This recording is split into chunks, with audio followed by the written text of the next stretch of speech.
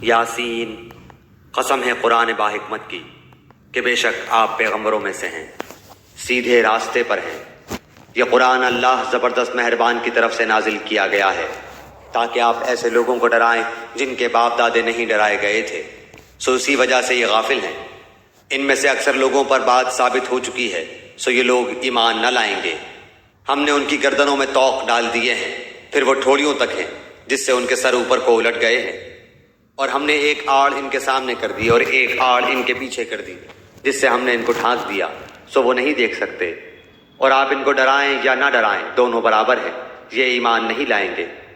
بس آپ تو صرف ایسے شخص کو ڈرا سکتے ہیں جو نصیحت پر چلے اور رحمان سے بے دیکھے ڈرے، سو آپ اس کو مغفرت اور باوقار اجر کی خوشخبریاں سنا دیجئے۔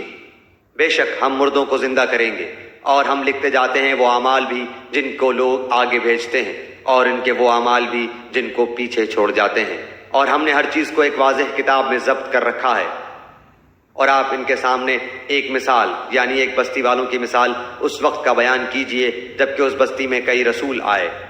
جب ہم نے ان کے پاس دو کو بھیجا، سو ان لوگوں نے اول دونوں کو جھٹلایا، پھر ہم نے تیسرے سے تائید کی، سو ان تینوں نے کہا کہ ہم تمہارے پاس بھیجے گئے ہیں۔ ان لوگوں نے کہا کہ تم تو ہماری طرح معمولی آدمی ہو اور رحمان نے کوئی چیز نازل نہیں کی، تم نرا جھوٹ بولتے ہو۔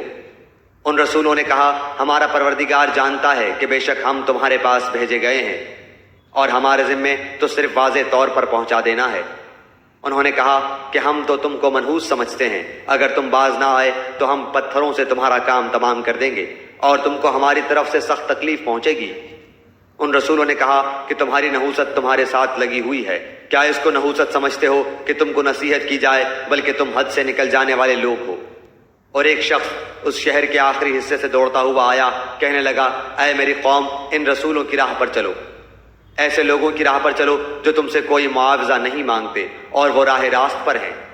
اور مجھے کیا ہو گیا ہے کہ میں اس کی عبادت نہ کروں جس نے مجھے پیدا کیا، اور تم سب اسی کی طرف لوٹائے جاؤ گے۔ کیا میں اسے چھوڑ کر ایسوں کو معبود بناؤں کہ اگر اللہ رحمان مجھے کوئی نقصان پہنچانا چاہے تو ان کی سفارش مجھے کچھ بھی نفع نہ پہنچا سکے اور نہ وہ مجھے بچا سکے؟ پھر تو میں یقیناً کھلی گمراہی میں ہوں۔ میری سنو، میں تو سچے دل سے تم سب کے رب پر ایمان لا چکا۔ اس سے کہا گیا کہ جنت میں چلا جا، کہنے لگا کاش میری قوم کو بھی علم ہو جاتا کہ مجھے میرے رب نے بخش دیا اور مجھے باعزت لوگوں میں سے کر دیا۔ اس کے بعد ہم نے اس کی قوم پر آسمان سے کوئی لشکر نہ اتارا اور نہ اس طرح ہم اتارا کرتے ہیں۔ وہ تو صرف ایک زور کی چیخ تھی کہ یکایک وہ سب کے سب بجھا گئے۔ ایسے بندوں پر افسوس، کبھی بھی کوئی رسول ان کے پاس نہیں آیا جس کی ہنسی انہوں نے نہ اڑائی ہو۔ کیا انہوں نے نہیں دیکھا کہ ان کے پہلے بہت سی قوموں کو ہم نے غارت کر دیا کہ وہ ان کی طرف لوٹ کر نہیں آئیں گے؟ اور نہیں ہے کوئی جماعت مگر یہ کہ وہ جمع ہو کر ہمارے سامنے حاضر کی جائے گی۔ اور ان کے لیے ایک نشانی خشک زمین ہے جس کو ہم نے زندہ کر دیا اور اس سے غلہ نکالا جس میں سے وہ کھاتے ہیں، اور ہم نے اس میں کھجوروں کے اور انگور کے باغات پیدا کر دیے اور جن میں ہم نے چشمے بھی جاری کر دیے ہیں تاکہ لوگ اس کے پھل کھائیں، اور اس کو ان کے ہاتھوں نے نہیں بنایا، پھر کیوں شکر گزاری نہیں کرتے؟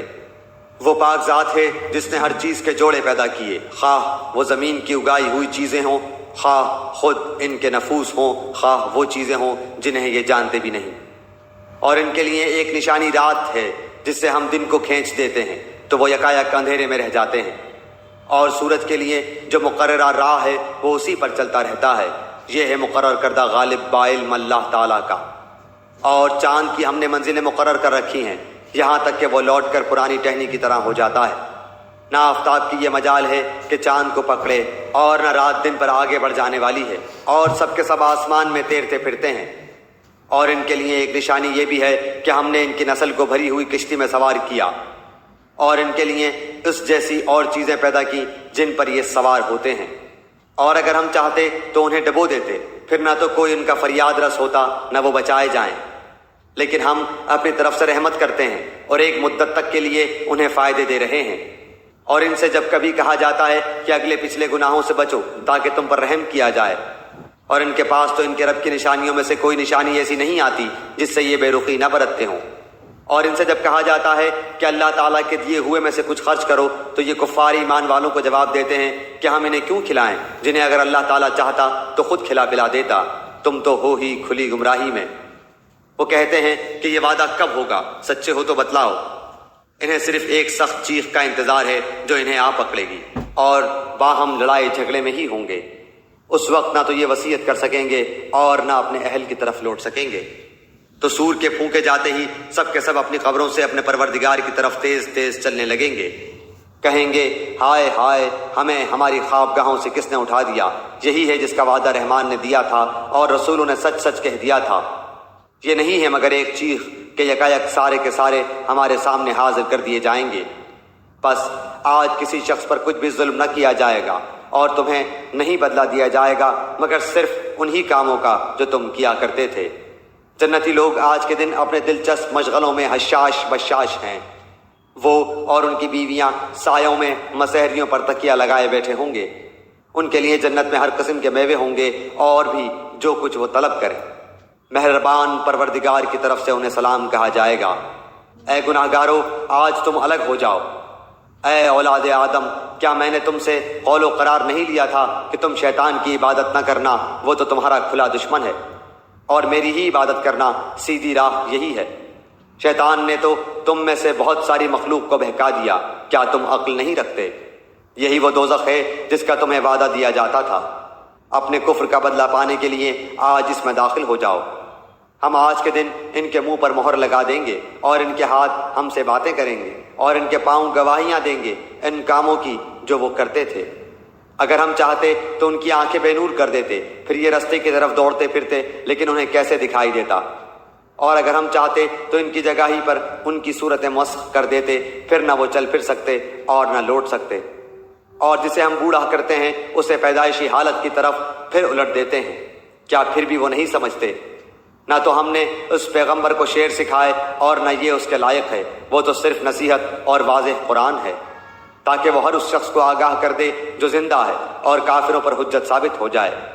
کیا وہ نہیں دیکھتے کہ ہم نے اپنے ہاتھوں بنائی ہوئی چیزوں میں سے ان کے لیے چوپائے بھی پیدا کر دیے جن کے یہ مالک ہو گئے ہیں، اور ان مویشیوں کو ہم نے ان کا تابع فرمان بنا دیا ہے، جن میں سے بعض تو ان کی سواریاں ہیں اور بعض کا گوشت کھاتے ہیں۔ انہیں ان سے اور بھی بہت سے فائدے ہیں اور پینے کی چیزیں، کیا پھر بھی یہ شکر ادا نہیں کریں گے؟ اور وہ اللہ کے سوا دوسروں کو معبود بناتے ہیں تاکہ وہ مدد کیے جائیں، حالانکہ ان میں ان کی مدد کی طاقت ہی نہیں، لیکن پھر بھی مشرکین ان کے لیے حاضر باش لشکری ہیں۔ بس آپ کو ان کی بات غمناک نہ کرے، ہم ان کی پوشیدہ اور اعلانیہ سب باتوں کو بخوبی جانتے ہیں۔ کیا انسان کو اتنا بھی معلوم نہیں کہ ہم نے اسے نطفے سے پیدا کیا ہے، پھر یکایک وہ سری جھگڑالو بن بیٹھا، اور اس نے ہمارے لیے مثال بیان کی اور اپنی اصل پیدائش کو بھول گیا، کہنے لگا ان گلی سڑی ہڈیوں کو کون زندہ کر سکتا ہے؟ آپ جواب دیجئے کہ انہیں وہ زندہ کرے گا جس نے انہیں اول مرتبہ پیدا کیا ہے، جو سب طرح کی پیدائش کا بخوبی جاننے والا ہے۔ وہی جس نے تمہارے لیے سبز درخت سے آگ پیدا کر دی جس سے تم یکایک آگ سلگاتے ہو، جس نے آسمانوں اور زمین کو پیدا کیا ہے، کیا وہ ان جیسوں کے پیدا کرنے پر قادر نہیں؟ بے شک قادر ہے، اور وہی تو پیدا کرنے والا دانا بینا ہے۔ وہ جب کبھی کسی چیز کا ارادہ کرتا ہے اسے اتنا فرما دینا کافی ہے کہ ہو جا، وہ اسی وقت ہو جاتی ہے۔ پس پاک ہے وہ اللہ جس کے ہاتھ میں ہر چیز کی بادشاہت ہے اور جس کی طرف تم سب لوٹائے جاؤ گے۔